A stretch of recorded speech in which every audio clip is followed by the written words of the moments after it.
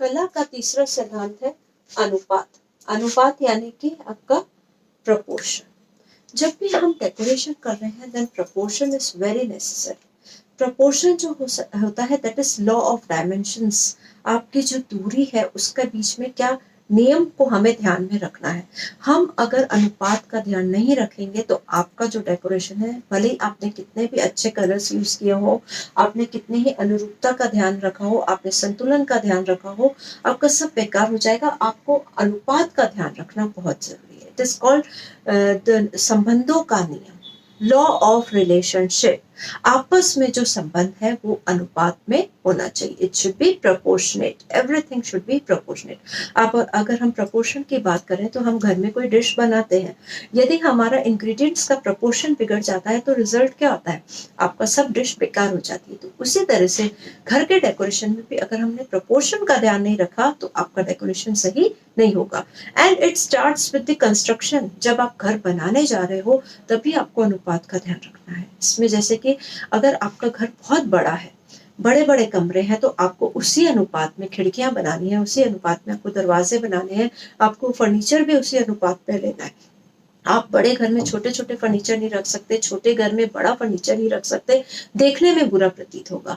हमें अनुपात का ध्यान शुरुआत से ही रखना है घर बनाते समय। अब हम अगर यहाँ डेकोरेशन की बात कर रहे हैं तो अंदर जब हम इंटीरियर डेकोरेशन कर रहे हैं तो ये भी कला का सिद्धांत बहुत महत्वपूर्ण है। अनुपात में हमें पहले जो ध्यान में रखना है वो है रेखाएं। आप जब भी डेकोरेट कर रहे हो तो जो रेखाओं का प्रयोग कर रहे हो, जैसे कि मैंने पहले भी कहा, ये एक कला का तत्व है, एलिमेंट ऑफ आर्ट है। कौन सी line, different type of lines होती हैं, जैसे लॉन्ग होती हैं, आपके आड़ी होती हैं, तिरछी होती हैं और कर्व्ड होती हैं। तो इन सब का प्रोपोर्शन होना चाहिए। अनुपात में आप पहने, आप कैसे, हम ये कहते हैं कि जो कोई अगर बहुत जिसकी हाइट कम है, जो बहुत मोटा व्यक्ति है, तो वो आड़ी लाइनें पहनेगा तो वो प्रोपोर्शनेट नहीं होंगी, उसको थोड़ी लंबी पहननी चाहिए। लंबी बहुत व्यक्ति बहुत लंबा है तो वो थोड़ी आड़ी लाइनों को पहने तो वो थोड़ा प्रोपोर्शनेट होगा। उसी तरह से आप घर में जब डेकोरेशन कर रहे हैं तो आपके दरवाजे बहुत ऊंचे हैं तो आप थोड़ा सा जो कर्टन्स है आड़ी लाइनों का प्रयोग कर सकते हैं। तो अगर हम अनुपात में लाइनों का प्रयोग करते हैं तो आपका डेकोरेशन अच्छा होगा। सेकंड है अनुपात में दूरी। जो आपका डिस्टेंस है डेकोरेट करते समय, डिस्टेंस में भी आप अनुपात रखें। आप कोई भी फर्नीचर प्लेस कर रहे हैं उसमें दूरी प्रॉपर होनी चाहिए। अगर आपने बहुत पास पास हटा के रख दिए तो क्या होगा, आपका सारा डेकोरेशन बिगड़ जाएगा। तो इट शुड बी प्रोपोर्शनेट कि मुझे जो फर्नीचर प्लेस करना है उसकी हाइट शुड बी प्रोपोर्शनेट। जो एक मेरा पलंग का साइज है क्या होता है 4x6, तो वो दिखने में पलंग लगता है, लेकिन मैंने इसको 4x4 कर दिया तो मेरा सब प्रोपोर्शन बिगड़ गया और वो मुझे पलंग का लुक नहीं देगा। तो everything should be in proportionate. आपके फर्नीचर की हाइट, चेयर की हाइट, आपके बाथरूम में जो आप यूज कर रहे हैं वॉश बेसिन की हाइट आप हो गया, सब कुछ अनुपात से होना चाहिए। आपके जो किचन में जाते हैं तो आपका जो काउंटर है that should be according to your height. अगर आपने उसमें प्रोपोर्शन नहीं रखा, अकॉर्डिंग टू योर हाइट नहीं है, तो आपको कार्य करने में दिक्कत आएगी। देन अनुपात में माप, माप जो है that should be also according to the proportion. क्योंकि अगर हमने जो पहले भी इसमें डिस्कस किया है कि आपका घर बड़ा है तो आप बड़े बड़े फर्नीचर को यूज करें, आप छोटा घर है तो छोटे फर्नीचर को यूज करें। उसी तरह से अंदर आपकी जो खिड़कियों का साइज, आपके दरवाजे का size, everything should be according to the proportion. चौथा आपका प्रिंसिपल है लय। लय क्या होता है, हम जब गाते हैं तो सुर में गाते हैं, लय में गाते हैं। दैट इज व्हाट, एक के बाद दूसरा, दूसरे के बाद तीसरा, कंटिन्यूसली आते जाते हैं। दैट इज कॉल्ड आपका रिदम। लय पूर्ण जो होता है कि decoration should be like this in a rhythm, in a continuous way. कि हमारी आंखें जब एक चीज को देखना शुरू करती हैं तो वो घूमती हुई पूरा देख करके आखिर तक पहुंचे, ये नहीं कि बीच में रिदम टूट जाए। ठीक है, तो इसमें हम ये देखेंगे कि लय को आप किस तरह से प्राप्त कर सकते हैं। पहला है आकृति की पुनरावृत्ति द्वारा लक्ष्य की प्राप्ति। How will you get this rhythm? आपको अगर घर में डेकोरेशन में लय लाना है तो आप आकृति को रिपीट करेंगे, बार बार उस शेप को अगर रिपीट करते हैं तो लय आता है। आप देखेंगे, आप प्रिंट्स में देखें, आप साड़ी के डिजाइन में देखें, एक प्रिंट यूज होती है, जैसे कोई ठप्पा लगाते हैं या फ्लावर बनाते हैं, फिर थोड़ी देर बाद वापस दूसरा। तो इस तरह आप देखेंगे पूरी साड़ी में एक ही लय में फ्लावर्स बने हुए हैं। तो आपकी जहाँ कहीं पर भी आंखों का जो आप घुमा रहे हैं वो टूटता नहीं है। आप एक कोने से शुरू हुए और लास्ट तक आपने कंटिन्यूसली देखा।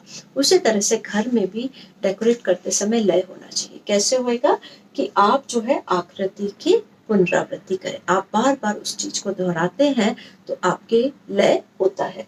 सेकंड है नियमानुसार वृद्धि करें। आकृति जो है उसको नियम अनुसार वृद्धि करें। कैसे कि जैसे कि एक चीज छोटी है, फिर थोड़ी बड़ी, फिर थोड़ी बड़ी, फिर थोड़ी बड़ी, ऐसे धीरे धीरे धीरे धीरे आप जब साइज बढ़ाते हैं तो आपका लय बना रहता है। आपने एकदम छोटी के साथ एकदम बहुत बड़ी चीज रख दी तो आपका लय टूट जाएगा। तो नियम अनुसार थोड़ा थोड़ा बढ़ा के आप लय जो है उसको मेंटेन कर सकते हो। एंड द थर्ड इज रेखाओं की निरंतर गति के द्वारा। रेखा की निरंतर गति कैसे होता है? बार बार आप उस रेखा को रिपीट कर रहे हो। सिंपल एग्जांपल है, जैसे सीप होती है ना, जैसे आप यूं इसको देखें तो ऐसे गोल गोल गोल इस तरह से यूं यूं बाहर जाता रहता है। तो ये इस तरह से क्या होता है, आपकी जो है लय टूटती नहीं है, आप निरंतर गति होती जाती है और आपका एंड तक आप पहुंच जाते हो। तो इस तरह से आप रेखाओं के द्वारा, आप आकार को नियमानुसार वृद्धि के द्वारा या आप आकृति को बार बार रिपीट करके आप लय बना सकते हो। तो ये चीज को हमें घर में डेकोरेट करते समय ध्यान रखना है। Fifth principle, most important and most interesting, that is बल।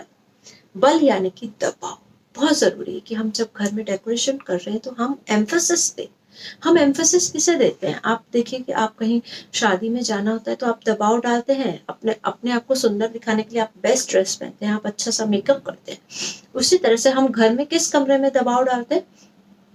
ड्राइंग रूम में, क्योंकि हमारे गेस्ट कहाँ आते हैं? ड्राइंग रूम में। तो आप सबने देखा होगा कि हमारा जो सबसे ज्यादा इंपॉर्टेंट ध्यान कहाँ रहता है कि मेरा ड्राइंग रूम बहुत सुंदर हो। ठीक है, अब ड्राइंग रूम में हमने दबाव दिया, हमने उसको एक्स्ट्रा टाइम दिया, एक्स्ट्रा पैसा लगाया, एक्स्ट्रा खूबसूरत बनाया।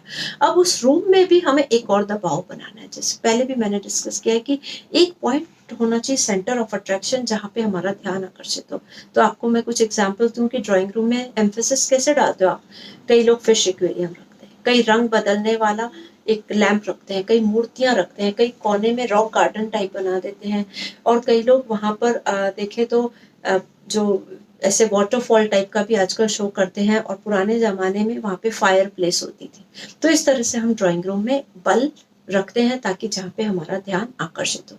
तो बल means centre of attraction where we see mostly time. हम जाते ही कमरे में हमारा एक ऐसी जगह होती है जहाँ पे ध्यान जाता है और उसको बोलते हैं बल।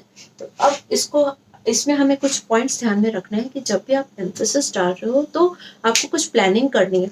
ये नहीं कि आपने कोई भी एक चीज रख दी और बोला ये तो मेरा एम्फेसिस हो गया, नहीं, आपको कुछ रूल्स फॉलो करने हैं। पहला ये है कि हमें ये ध्यान रखना है कि किस पर दबाव डाला जाए। सबसे मेन चीज ये है, दबाव तो डालना है पर किस पर डालना है। जैसे कि मैंने आपको कहा कि घर में हम मोस्टली ड्राइंग रूम में भी एक पर्टिकुलर कॉर्नर में, तो हम उस प्लेस को डिसाइड कर लें कि मुझे यहाँ पे दबाव डालना है। देन दबाव कैसे डाला जाए, अब कैसे डाल सकते हैं उसको डिफरेंट तरीके हैं। जैसे कि मैंने आपको कहा है कि एक पर्टिकुलर कॉर्नर है, उसको आप अच्छा सा डेकोरेट कर लें। यदि नहीं है तो आप कुछ वस्तुओं को समूहबद्ध कर लें। कुछ वस्तुओं को एक साथ ग्रुप में रखेंगे तो वो दबाव हो जाएगा। विपरीत रंगों का प्रयोग करके, विपरीत रंगों का प्रयोग करके कैसे? जैसे कि मेरी वॉल अगर ग्रीन कलर की है तो मैं उसका बिल्कुल ऑपोजिट रेड कलर की एक सुंदर सी उस पर पेंटिंग लगा दूंगी तो वो एकदम से मेरा ध्यान आकर्षित करेगी। तो ऑपोजिट कलर्स का प्रयोग करके, वस्तुओं के चारों ओर रिक्त स्थान छोड़ के। अगर मैंने बहुत सारी भीड़ इकट्ठी कर दी, खूब सारा सामान एक साथ रख दिया तो वो मेरा ध्यान आकर्षित नहीं होगा। मैंने एक सुंदर सी चीज डेकोरेट की और उसके आसपास कुछ भी नहीं रखा तो वो मेरी चीज सेंटर ऑफ अट्रैक्शन हो जाएगी। देन विरोधी रेखाओं के द्वारा, विरोधी रेखाओं के द्वारा यानी कि जैसे मैंने सब चीज आड़ी आड़ी यूज की और बीच में एक मैंने गोल चीज रख दी तो क्या होगा, मेरा ध्यान उसकी ओर आकर्षित होगा। और विरोधी आकार के द्वारा, आप आकार भी जैसे कि कोई आयताकार चीज है और उसके बीच में गोल चीज हमने रख दी तो दैट इज जस्ट उसका ऑपोजिट हो गया, तो वो आपका ध्यान आकर्षित करेगी। थर्ड पॉइंट है, अब दबाव कितना डाला जाए। अब दबाव का मतलब ये नहीं कि मैं उसको ओवर कर दूं, इतना ज्यादा सजा दूं कि ये तो बहुत सुंदर लगेगा, नहीं। कई बार क्या होता है कि सिंप्लिसिटी भी आपका ध्यान खींचती है, तो बहुत अधिक हमें नहीं डालना है दबाव। हमें इस तरह से दबाव डालना है कि वो सिंपल के साथ साथ खूबसूरत भी हो।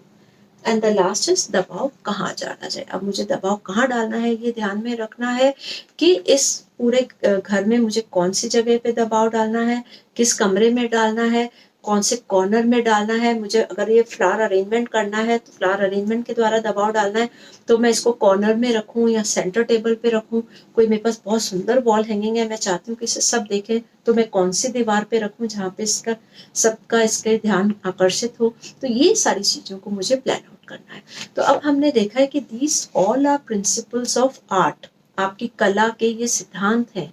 आप जब घर सजाने जा रहे हैं, आप अपने कलर्स का सिलेक्शन कर रहे हैं, आप अपने फर्निशिंग आइटम को जब सेलेक्ट कर रहे हैं, तो आप पहले इन सब पॉइंट्स को ध्यान में रखिए, then you go for that. क्योंकि एक बार हम ये सेलेक्ट कर लेंगे अपने सारे आइटम्स जो हैं फर्निशिंग आइटम्स, तो बाद में हम इसको चेंज नहीं कर पाएंगे। तो हमें balance, proportion, harmony, emphasis, rhythm, इन सबको ध्यान रखते हुए ही अपने घर के लिए सामान सेलेक्ट करना है, अपने घर को कंस्ट्रक्ट कराना है और उसके अकॉर्डिंग हमारे को अपने घर को डेकोरेट करना है। Thank you.